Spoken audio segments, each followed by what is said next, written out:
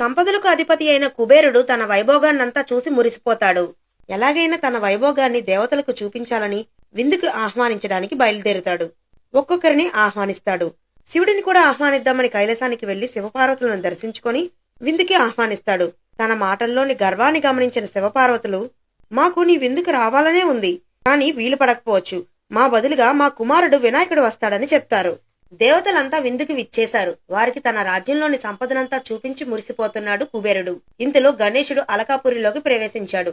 గణేశుని సకల మర్యాదలతో కుబేరుడు ఆహ్వానించాడు.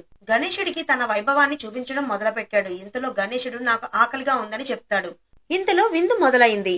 వినాయకుడు తన ముందు ఉన్న ఆహారాన్ని చిటికలో అరగించేస్తాడు. ఎంత వడ్డిస్తే అంత ఆహారాన్ని కళ్ళు మూసి తెరిచేలోపు తినేస్తూ ఉంటాడు. వందలాది మంది కోసం వండిన ఆహారం అంతా వినాయకుడు ఆకలిని తీర్చలేకపోయింది. వినాయకుడు ఇంకా ఆకలి ఆకలి అంటూ కుబేరుడిని కూడా తినేస్తానంటాడు.